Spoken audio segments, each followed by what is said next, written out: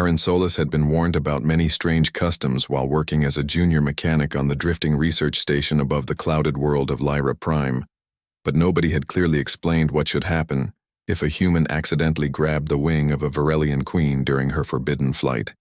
When the alarm sirens began echoing across the outer platforms, Arin had been halfway through repairing a navigation rail, and leaning far beyond the safety barrier below him, the night winds roared like distant oceans, and silver clouds rolled slowly around the towering spires of the palace city beneath them. He slipped because a maintenance bolt snapped under his boot, sending him tumbling through the cold open air with a surprised shout that vanished into the windlights from the floating palace streaked past, while his thoughts raced through every terrible story he had heard about alien royalty and broken protocol. Then something enormous and feathered swept through the darkness beside him, vast wings shimmering with pale blue light, as the queen herself glided through the night currents in a silent ceremonial flight that no outsider was supposed to witness, let alone interrupt with human panic and gravity doing its work. Arin reacted without thinking, because falling humans develop simple priorities very quickly. He reached for the nearest solid thing, which happened to be the trailing edge of one luminous wing feathers, warm and powerful beneath his gloves. The instant his hand closed around it, the queen twisted sharply in shock. They spiraled together through the night air, the queen beating her wings twice fighting the imbalance while Arin clung desperately, realizing far too late that grabbing royal wings might be considered somewhere between terrible insult and international disaster. The wind roared louder than his thoughts and the stars above. Finally, the queen steadied her glide and turned her head just enough for one silver eye to focus on the human attached inconveniently to her wing. Her voice carried clearly through the rushing air, calm, sharp, and utterly astonished, when she asked one simple question that froze Arin completely mid-air. "Why is your hand on my wing, human?" she demanded, not shouting yet, somehow louder than the wind. Arin opened his mouth, searching desperately for an explanation that would not sound like the worst decision in diplomatic history. Unfortunately, panic supplied honesty. Instead, he said, "I slipped, sorry, very sorry, sorry." The queen studied him for a long, unsettling moment, while maintaining perfect control of the glide beneath them. The palace city spread across the mountains, glowing with rivers of lantern light and music drifting upward from evening celebrations. Arin remembered suddenly that tonight marked the ancient festival of First Flight.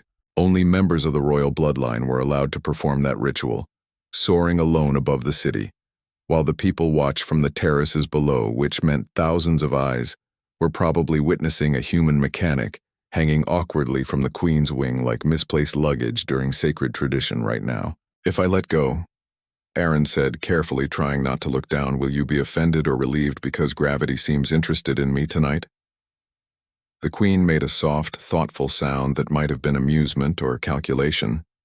Her wings adjusted slightly, catching a rising current of warmer air. "Do not release my wing yet," the queen replied calmly. "If you fall now, the crowd below will assume I pushed you, and that would create several complicated political discussions. So for the moment, human, you may continue holding on, try not to scream. It distracts my balance considerably tonight." The wind carried them higher above the palace towers as the queen angled her wings into a slow rising current, and Arin realized with a quiet kind of dread that he was no longer simply surviving a fall. He was now participating in something official, sacred, and very public. Lanterns floated beneath them like small drifting stars while the enormous terraces of the capital curved across the mountainside, filled with thousands of silent spectators watching their queen glide through the night sky. The problem, Arin suspected, was that the ceremony was never meant to include a human mechanic clinging to royal feathers like an accidental backpack. For several long seconds, neither of them spoke. The queen maintained a steady glide, while Arin adjusted his grip carefully, trying to avoid pulling any feathers loose. They were softer than he expected, warm, with a faint shimmer that caught the moonlight. Somewhere below, distant music drifted upward from the festival grounds. He wondered briefly if anyone had noticed the extra passenger yet. "Human," the queen said finally, her voice calm but curious. "Are all members of your species this enthusiastic about flight rituals?" "Only the ones who are falling," Arin answered quickly. "Usually we prefer solid ground and predictable gravity." A quiet pause followed, and then she gave a small, thoughtful hum. That explains certain historical records. The wind shifted again, lifting them over the highest tower of the palace. From this angle, Arin could see the entire city of Lyra Prime's capital. Crystal bridges connected floating structures, and rivers of glowing light flowed between gardens suspended in the air. It was beautiful enough that he almost forgot he was technically committing a ceremonial crime. Almost. "I should probably apologize properly," Arin said after a moment. "Interrupting a royal ritual wasn't on my schedule tonight." "You assume the ritual has been interrupted?" the Queen replied. Arin blinked. "I'm hanging from your wing in front of your entire population." "Yes," she said thoughtfully. "Which means the ceremony has become memorable." That was not exactly reassuring. Below them, the terraces had grown quieter. Arin noticed clusters of spectators pointing upward. Some raised glowing lanterns. Others appeared to be cheering, though he could not hear their words through the wind. "Your people look excited," he said cautiously. "They enjoy unusual spectacles," the Queen answered. "This may be the first time in 4 centuries that anyone has joined the forbidden flight without permission." Arin winced. "That sounds historically bad." "Not necessarily," she said. The Queen tilted one wing slightly, guiding them into a gentle spiral that slowed their descent. Arin felt the pressure of the air change as they drifted toward the highest observation platform of the palace. Guards in silver armor stood waiting there, their wings folded tightly behind their backs as they watched the approaching Queen. Arin considered several possible outcomes, and none of them involved keeping his job. "You're remarkably calm about this," he said. "I am deciding what story this event will become," the Queen replied. "That requires observation." "And what have you observed so far?" "That you are trying very hard not to panic," she said, "which is admirable." Arin cleared his throat. "I'm saving the panic for when your guards arrive." "They are disciplined," the Queen said, "but they may have questions." The platform drew closer now, and Arin could clearly see the expressions of the waiting officials. Most of them looked shocked. One appeared deeply confused. Another was attempting to maintain formal dignity while clearly staring at the human attached to the Queen's wing. The Queen angled downward and landed with perfect grace. The moment her feet touched the platform, Arin carefully released his grip and stepped back. His legs wobbled slightly, which he hoped looked less dramatic than it felt. Several guards approached immediately. One of them spoke first. "Your Majesty, is this human part of the ceremony?" The Queen folded her wings slowly and glanced at Arin. "Apparently," she said, "he is now." The guards exchanged uncertain looks. Arin raised a small, awkward wave. "Hello." The guards stared at Arin as if someone had quietly placed a puzzle piece into the wrong box of the universe. Their wings shifted slightly behind them, metallic feathers catching the lantern light, while the Queen stepped forward with the effortless composure of someone who had already decided the situation belonged to her. Arin remained where he stood, trying to look less like a falling mechanic who had accidentally joined a sacred royal ceremony. The platform overlooked the entire capital city, and the cheers from below were growing louder now, as the crowd realized the Queen had landed safely. A ripple of excitement moved through the terraces like wind across tall grass. One of the elder attendants approached slowly, robes trailing behind him. "Your Majesty," he said carefully, "the ceremony of the forbidden flight has concluded. However, the presence of a human participant was not recorded in the official tradition." "That is because the tradition has never included one before," the Queen replied calmly. The attendant adjusted the crystal tablet in his hands, clearly unsure how to categorize the moment. "The Council will request clarification." "They often do," she said. Arin cleared his throat quietly. "If it helps, I can explain the falling part in great detail." Several guards glanced toward him with expressions that hovered somewhere between suspicion and reluctant amusement. The Queen turned slightly to face him, silver eyes studying him again. Up close, she was even more striking than she had been in the air, tall and composed with wings that shimmered softly in the lantern glow. There was also something else in her expression now, curiosity. "You work on the station above the city?" she said. Yes, Your Majesty, Arin answered. Maintenance crew. And you fell. Very convincingly. A faint smile touched the edge of her expression. The attendants murmured quietly among themselves. One of them finally stepped forward again. The council will wish to know whether the ceremony has been invalidated. The Queen considered that question while looking out over the glowing city below. No, she said. The attendants blinked. The ritual celebrates courage and the acceptance of the unknown skies, she continued. Tonight the skies included something unexpected. Arin shifted slightly. That's one way to describe it. The elder attendant hesitated. Your Majesty, the crowd appears to believe the human joined you intentionally. Arin looked toward the terraces and realized the cheering had indeed grown stronger. Lanterns were lifting into the sky in waves of celebration. That might be a misunderstanding, he said carefully. Perhaps, the Queen replied. But misunderstandings sometimes create powerful stories. One of the guards leaned closer to another and whispered something Arin could not hear. The second guard tried very hard not to laugh. The Queen noticed. You find this amusing? She asked. Respectfully, Your Majesty, the guard said, straightening quickly. It is simply unprecedented. Many things begin that way, she replied. Arin rubbed the back of his neck. If it helps, I definitely did not plan to become part of history tonight. History rarely asks for permission, the Queen said. A distant bell echoed from the palace towers, signaling the end of the festival ceremony. The attendants began organizing themselves again, clearly preparing to report the unusual event to various important officials.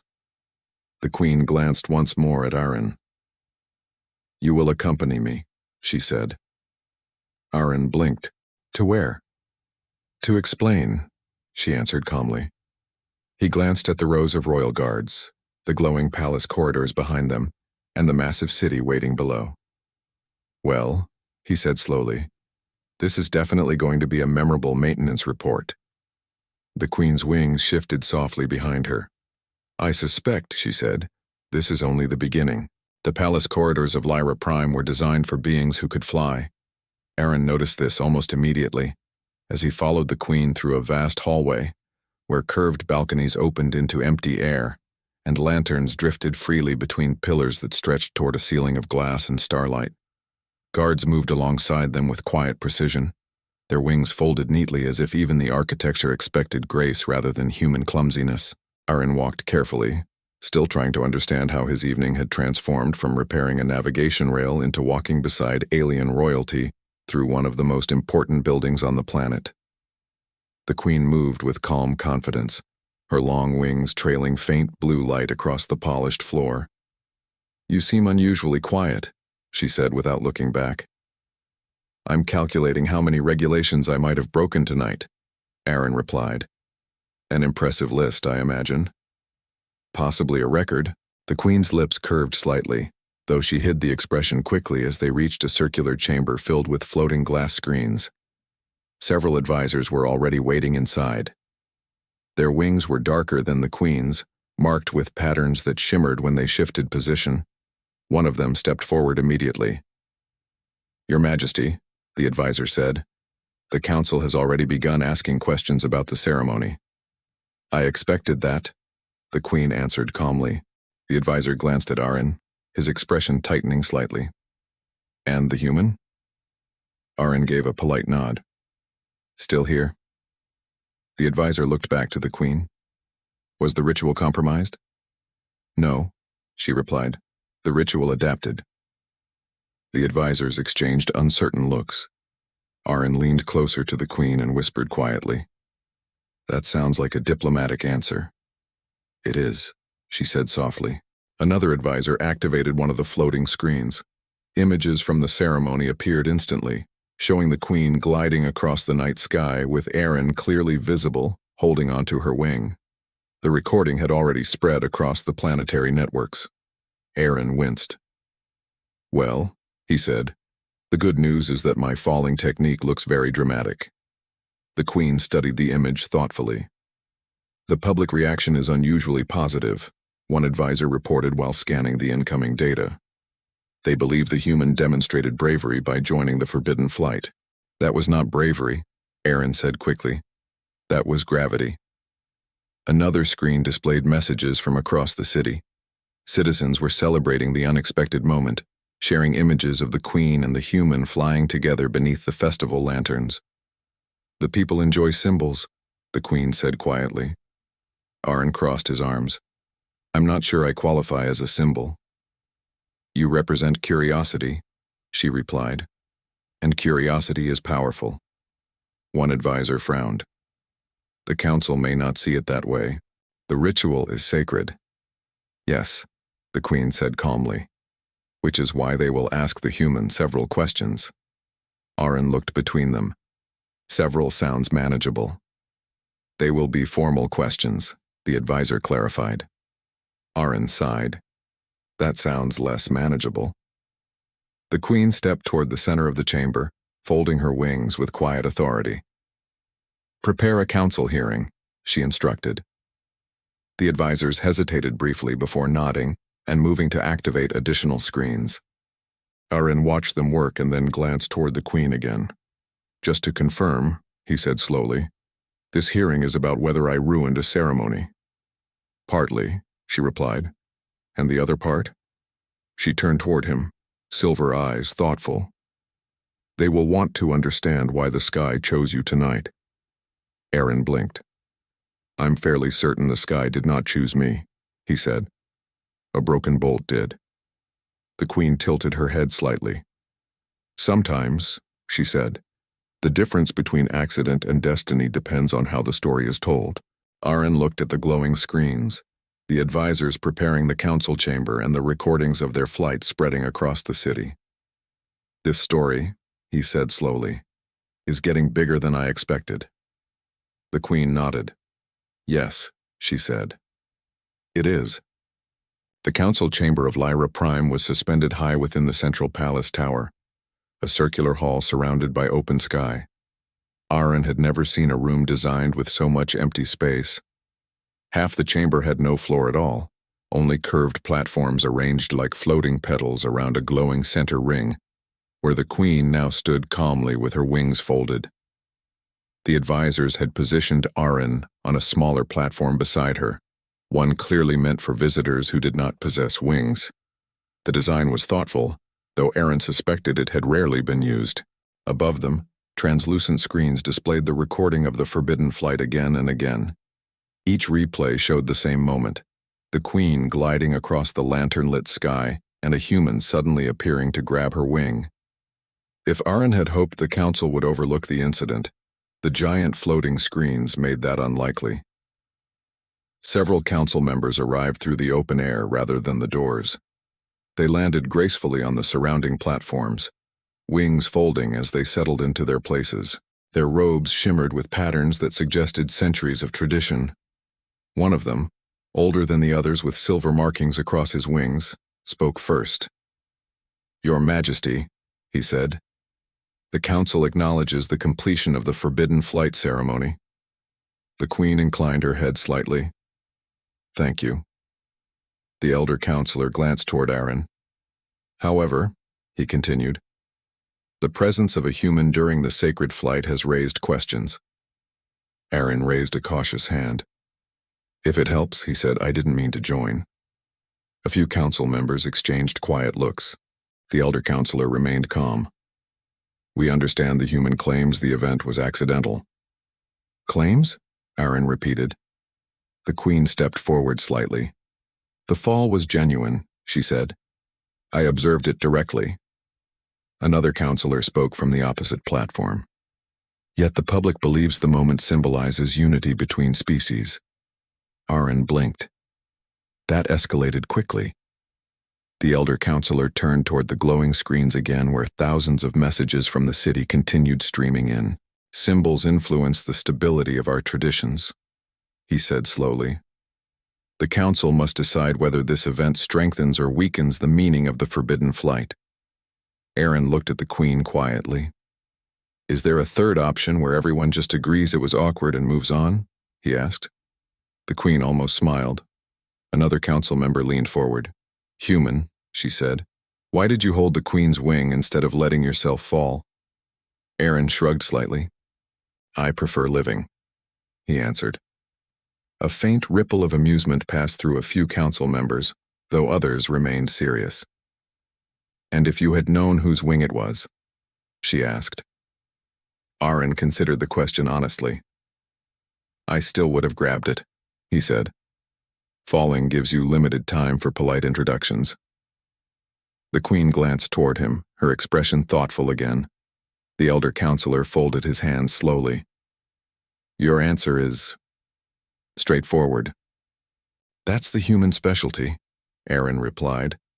One of the advisors activated another screen showing the cheering crowds from the festival terraces. Lanterns continued rising into the sky in celebration of the ceremony. "The people see courage," the advisor reported. The council fell quiet for a long moment. Finally, the elder counselor turned toward the Queen. "Your Majesty," he said, "how do you interpret this event?" The Queen stepped into the center of the glowing ring, her wings unfolding slightly as soft light reflected across the chamber. "I believe the sky reminded us that tradition is meant to inspire courage," she said calmly. "Tonight the courage came from an unexpected direction." Arin shifted awkwardly beside her. "Technically," he added, "it came from a broken bolt." Several council members tried not to laugh. The elder counselor studied both of them carefully. "Perhaps," he said slowly, "the sky enjoys surprises." The council chamber remained quiet after the elder counselor spoke. The floating screens dimmed slightly, leaving the glowing center ring as the brightest light in the room. Arin stood beside the Queen, wondering if he should remain perfectly still or attempt to look less like someone who had accidentally started a cultural debate. The elder counselor folded his wings slowly. "The council must consider the meaning of tonight's event," he said. "The forbidden flight has always represented the courage of our rulers to face the open sky alone." Arin raised one eyebrow. "I definitely wasn't part of the original design." "That much is clear," the counselor replied calmly. Another council member leaned forward slightly from her platform. "Yet the citizens of the capital are celebrating this moment," she said. "The recordings are spreading across every district. Many believe the human demonstrated trust in our Queen by holding her wing." Arin scratched the side of his head. "I was mostly demonstrating panic," he said. The Queen glanced toward him. "Intent does not always define meaning," she said quietly. The council chamber filled with thoughtful murmurs. One of the advisors activated another projection. Images from across the city appeared above them. Crowds were still gathered beneath floating lanterns, replaying the moment of the flight and cheering when the human appeared beside the Queen. "The people have named the moment already," the advisor reported. Arin frowned slightly. "That sounds dangerous." "They are calling it the shared sky," the advisor said. The elder counselor looked toward the Queen again. "This interpretation may strengthen unity between our world and the human research station," he admitted. Arin blinked. "So I might not be in trouble?" "That conclusion has not yet been finalized," the counselor said. The Queen stepped forward into the center light once more. "Our traditions exist to guide the future, not imprison it," she said. "Tonight the sky reminded us that courage can appear unexpectedly." She turned slightly toward Arin. "And sometimes courage looks like a mechanic refusing to let go." Arin raised both hands in surrender. "To be fair," he said, "letting go would have ended the story very quickly." A quiet ripple of laughter moved through the chamber. Even a few of the more serious council members seemed amused now. The elder counselor exhaled slowly. "Then the council will record this event as an addition to the history of the forbidden flight," he declared. "Not as a violation?" Arin relaxed slightly. "That's the best news I've heard since gravity stopped trying to introduce me to the ground," he said. The counselor raised a finger. "However," he continued, "the human must still answer one final question." Arin sighed. "There's always one more." The counselor looked directly at him. "If the skies of our world called you again, Would you return to them? Arin glanced toward the open chamber walls where the night wind drifted through the palace tower. The lanterns of the city were still glowing far below, and the stars above Lyra Prime stretched endlessly across the sky. He thought for a moment. Then he smiled slightly. If the queen is flying, he said, I'll try not to fall again. The council chamber filled with soft laughter. The queen unfolded her wings, a calm glow surrounding her as she looked toward the open sky. Next time, she said, we will plan the flight. Arin nodded. That sounds much safer. Outside the palace tower, the lanterns of the festival continued rising into the night, and across the city people repeated the story of the human who had shared the queen's sky. Stories like that tend to travel far, and if you enjoy hearing tales where humans stumble into extraordinary moments among the stars, you might enjoy returning here again for more adventures drifting through the galaxy with HFY Soundscape. Morning arrived slowly over the capital of Lyra Prime, painting the floating towers in soft shades of gold and pale blue. Arin Solis stood on a high balcony of the palace tower, with a cup of unfamiliar but surprisingly good tea, staring out at the city that had somehow decided he was part of an important cultural moment. It still felt unreal. Ships from the research station drifted quietly in the upper atmosphere, while the palace gardens below filled with citizens beginning their day. Lanterns from the festival were still floating down toward the terraces like sleepy stars returning home. Arin leaned against the railing carefully. Yesterday I was repairing a navigation rail, he muttered to himself. Today half a planet thinks I'm brave. You are still muttering to the air, a calm voice said behind him. Arin turned and saw the queen approaching across the balcony. Her wings were folded neatly, but sunlight caught their edges, making them glow faintly as she walked. Good morning, Your Majesty, he said. You may call me Queen Aelira, she replied. After last night, formal distance feels unnecessary. Arin nodded slowly. Fair enough. She stopped beside him at the balcony edge, looking out across the same glowing city. The council completed its records this morning, she said. Your name is now permanently attached to the history of the forbidden flight. That sounds like something my supervisor will struggle to believe, Arin said. He may verify it with the council archives, she replied calmly. Arin smiled slightly and sipped the tea again. I suppose I should thank you, he said. You could have let the council blame me for ruining the ceremony. You did not ruin it, Aelira answered. You changed it. That's a polite way to describe grabbing someone's wing. She studied him for a moment, the same thoughtful curiosity from the night before returning to her expression. Your instinct was to hold on and trust that I would keep you in the air, she said. Arin shrugged. It seemed like the safest available option. That instinct is the reason the people embrace the story, she replied. Trust between strangers is rare. A soft breeze moved across the balcony, rustling the garden trees far below. Arin looked toward the sky again where a few distant Varelian citizens were already practicing their morning flights between towers. So what happens now? He asked. Aelira folded her arms lightly. Now the council will likely invite human representatives to attend next year's festival. That sounds much less dangerous, Arin said. Possibly, she replied. He laughed quietly. And if I accidentally fall again?